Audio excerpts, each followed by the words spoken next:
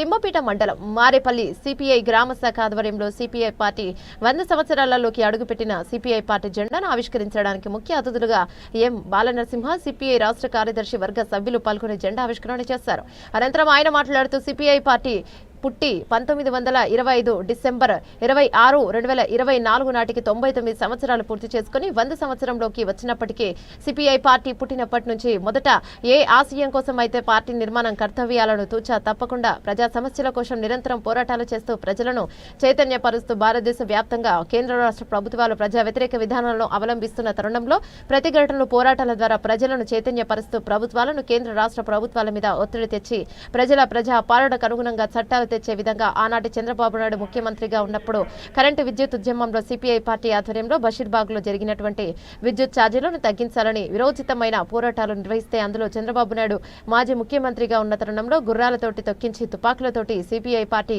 నాయకులు 3 కాల్చి చంపడం జరిగింది. కార్యక్రమంలో మారేపల్లి సిపిఐ గ్రామ కార్యదర్శి ఆంజనేయులు, తిమ్మాజిపేట మండల కార్యదర్శి షేక్ ఖాజా మైనుద్దీన్, ఏఐటియుసి జిల్లా ప్రధాన కార్యదర్శి మారెడ్డి శివశంకర్, జిల్లా ఉపాధ్యక్షులు కేశమల శ్రీకృష్ణ, సిపిఐ గ్రామ నాయకులు బాలస్వామి, ఆంజనేయులు, రాములు, దేవయ్య, శ్రీశైలం, బాలకృష్ణ, ఇస్సాక్, రహిమాన్ తదితరులు పాల్గొన్నారు. భారత కమ్యూనిస్ట్ పార్టీ శతజయంతి ఉత్సవాల్లో భాగంగా మారేపల్లి గ్రామంలో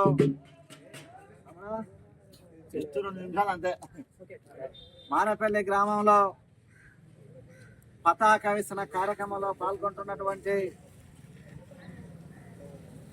తిమ్మాజిపేట మండల పార్టీ కార్యదర్శి రాజా గారు, మారేపల్లి గ్రామ పార్టీ శాఖ కార్యదర్శి ఆంజనేయులు, ఈ కార్యక్రమంలో పాల్గొంటున్నటువంటి కామ్రేడ్స్, అదేవిధంగా వారి కార్యక్రమం కోసానికి ఇక్కడ నిరీక్షిస్తున్నటువంటి దండోర మిత్రులు, ఇతర సోదరులారా, భారత కమ్యూనిస్ట్ పార్టీ ఈ దేశంలో 100 సంవత్సరాలుగా పేద ప్రజల పక్షాన నిలబడి ప్రజా సమస్యల కోసానికి పోరాడుతున్నటువంటి పార్టీ కమ్యూనిస్ట్ పార్టీ. ఈ 100 సంవత్సరాల రాజకీయ పోరాట కార్యక్రమంలో ఈ దేశంలో దున్నేవాడికి భూమి కావాలని, ఇండ్ల స్థలాలు లేనటువంటి ప్రజలకు ఇళ్ల స్థలాలు కావాలని, రైతులకు క్రాప్ లోన్ కావాలని, పెన్షన్లు కావాలని, ఈ దేశంలో ఏ ప్రభుత్వం అధికారంలో ఉన్నా ప్రజల పక్షాన నిలబడి మాట్లాడి కొట్లాడినటువంటి పార్టీ కమ్యూనిస్ట్ పార్టీ సిపిఐ మాత్రమే. ఈరోజు తమ హక్కుల కోసానికి సంఘాలు కట్టే కానీ, సమ్మెలు చేసేది కానీ, హక్కుల గురించి మాట్లాడేటటువంటి చైతన్యాన్ని భారతదేశ ప్రజలకు కల్పించినటువంటి రాజకీయ పార్టీ కమ్యూనిస్ట్ పార్టీ సిపిఐ. అనేక 10 సంవత్సరాలుగా ఈ దేశంలోనే రైతుల కోసానికి, రైతు కూలీల కోసానికి, కార్మిక కర్షకుల కోసానికి, వారి హక్కుల కోసానికి నిరంతరం పోరాటాలు చేస్తూ ప్రజల యొక్క సమస్యలను ప్రభుత్వాల దృష్టికి తీసుకొస్తూ వాటిని పరిష్కరించాలని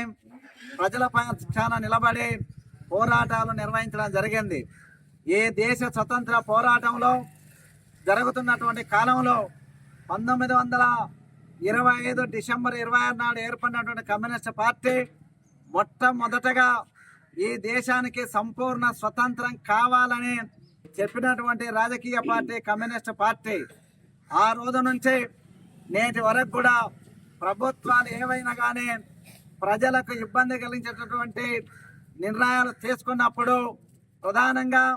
ఈ రాష్ట్రంలో చంద్రబాబు నాయుడు హయాంలో విద్యుత్ ఛార్జీలు పెంచాలంటే విద్యుత్ భారం ప్రజలపైన పడుతుందనే పోరాటం చేస్తే ఆ పోరాటంలో పోలీస్ కాల్పుల్లో 3 అమరులైన ఆ పోరాటం నుంచి వెనక్కి జరగకుండా పోరాటాన్ని నిర్వహించి ఆనాటి నుండి నేటి వరకు కూడా విద్యుత్ ఛార్జీలు పెంచకుండా ప్రభుత్వాలను నిలువరించడానికి కమ్యూనిస్టు పౌరులు చేసినటువంటి పోరాటమే ప్రాతిపదిక.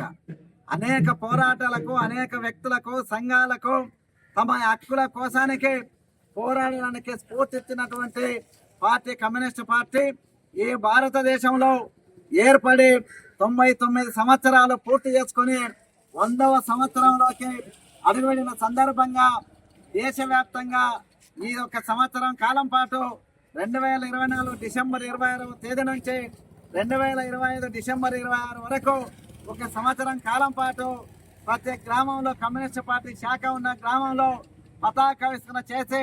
కార్యక్రమాలు నిర్వహించాలనే నిర్ణయంలో భాగంగా ఈరోజు ఇక్కడ ఈ కార్యక్రమాన్ని నిర్వహించడం జరిగింది.